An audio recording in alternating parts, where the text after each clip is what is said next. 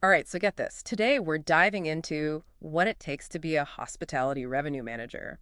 And I gotta say, when I saw maximize revenue pop up in your research, well, you know me, I was intrigued. Yeah, maximizing revenue always catches the eye, doesn't it? Who wouldn't want to be in charge of that, right? But Right. I'm guessing your interest goes a little deeper than just seeing dollar signs. Absolutely. It's not just about raking it in. It's more like you get to be this financial strategist for hotels and resorts, finding ways to use what they have to bring in the most revenue.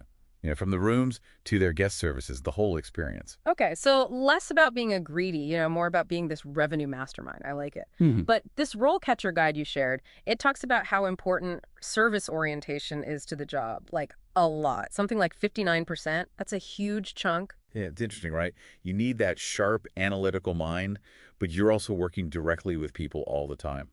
Hotel managers, staff, even guests. Wait, so you're telling me it's like being two different people. You got to be the numbers whiz and the people person all rolled into one. Exactly. Yeah, give me an example. Uh, What does that actually look like day to day for a hospitality revenue manager? Let's say you're just starting out, right? Entry level. You might spend your morning looking at booking trends, and you notice a huge spike in deluxe room bookings whenever there's this citywide festival going on. Okay, makes sense. So you take that little nugget of information and you go straight to the hotel manager, maybe even the marketing team, and you present your case. You say, look, we can totally capitalize on this. Let's make those deluxe room packages even better. So it's not just about like throwing a bunch of numbers at people. You're actually putting together a persuasive pitch and getting everyone excited about what you found. Exactly. That's where that service orientation really comes into play. You got to make sure everyone at the hotel's on board, they understand what you're trying to do and why, and then they can go give those awesome guest experiences. Right. Okay, that makes a lot of sense. So that's entry level. What about when you climb the ladder a bit? What does a senior hospitality revenue manager do differently? Think a lot bigger picture. You're not so focused on like one specific thing like those room bookings and more about how to make sure the whole hotel chain is profitable. Wow. Okay. Maybe you're managing a whole team of revenue specialists. Maybe you're brought in to consult on new hotels they're building. It's high stakes for sure. Yeah, no pressure. Right. So how do you learn to handle all that pressure? What's the typical education path for someone who wants to get into this field? Well, the guide mentions the usual suspects: hospitality management, business administration, even economics. But here's the thing. It also listed data analysis and statistics. I thought that was really interesting. Oh, so you need to know about the industry for sure, but also some serious number crunching skills. Got it. What about those certifications you always hear about? Are those a big deal in this field? They can definitely help you stand out. You've got your CRME, the Certified Revenue Management Executive, the CHRM for Certified Hospitality Revenue Manager, and then there's the CRMP, which is Certified Revenue Management Professional. But get this, the guide goes into this whole section called Functions and Core Abilities, and some of them really surprised me. Okay, all right, lay it on me. What kind of unexpected skills are we talking about here? What does the guide say you need besides just being good with numbers? Well, right there next to critical thinking and all that data stuff, they had negotiation and persuasion. Wait, what? Seriously, hold on. So you're telling me it's not enough to be like a spreadsheet master? You have to be some kind of negotiation guru too. Exactly. Think about it. You spend all this time with the data, and you find this amazing opportunity, right? Like a way to boost revenue during the slow season or something. Right. Maybe it's partnering up with some local event or doing something creative with the pricing, but you can't do it alone. You have to Yeah. get everyone on board. Yeah, you've got to sell it to them. Yes. Not just the sales team either. Yeah. Maybe you got to convince the head of operations, the hotel manager, everyone. And they all have their own budgets and priorities, so you've got to be able to negotiate and persuade to make it happen. It's like you're speaking a whole bunch of languages at once, right? The language of number, the language of hospitality, and then throw in like fluent persuasion. No wonder this role is so popular. Right. Speaking of which, let's talk about actually landing one of these jobs.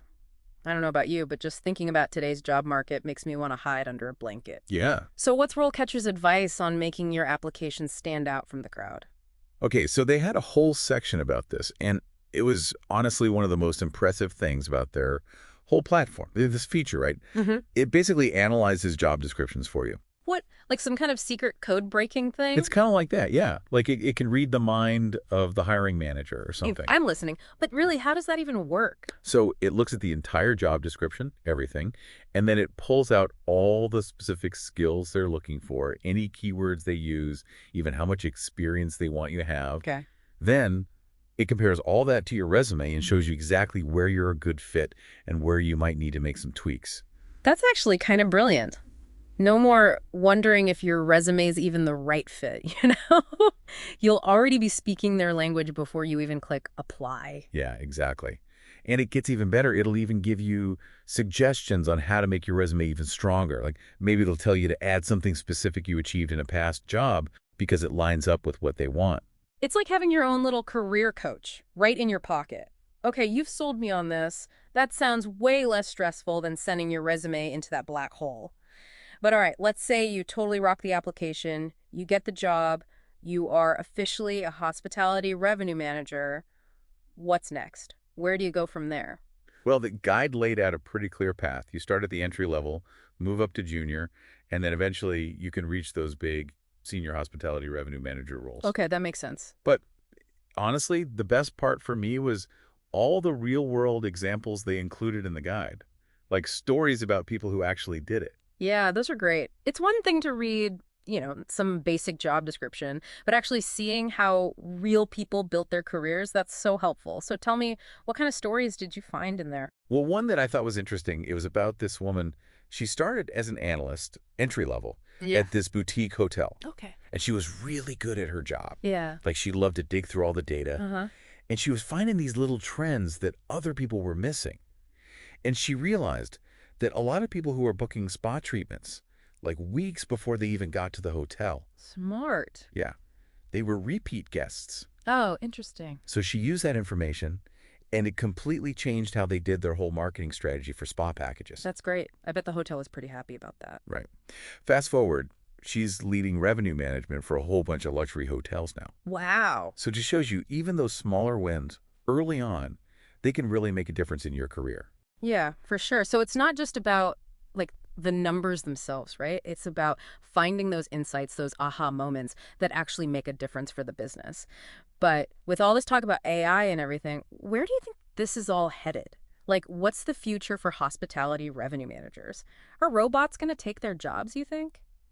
It's a good question. Everyone's wondering that, right? And the guide actually talked about that a bit. They actually think people in this field should try to see technology as a good thing, not a threat. Right. So less like the Terminator is coming to take your job and more like, hey, AI, how about you crunch these numbers while I go figure out how to make the guest experience even more amazing? Exactly. No. AI is definitely the way to go for handling those massive amounts of data, like finding those patterns that would take us forever. Yeah. But it can't really, like, fully replace us, at least not yet. Yeah, true. It can't do that human connection part. Makes sense. It can't get that gut feeling about a new trend or sit down with a hotel manager and get them on board with some brand new idea. So it's not really about like humans versus robots. It's more about humans and AI, like teaming up. Yeah, exactly. Like, Yeah.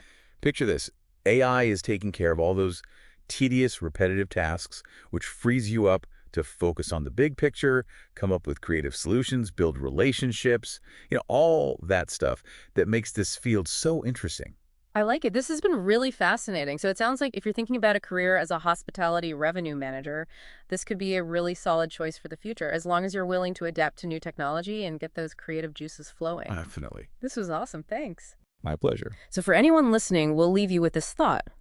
In a world that is just drowning in data, how or why are you going to stand out as a hospitality revenue manager? Think about it, and we'll see you next time for another deep dive.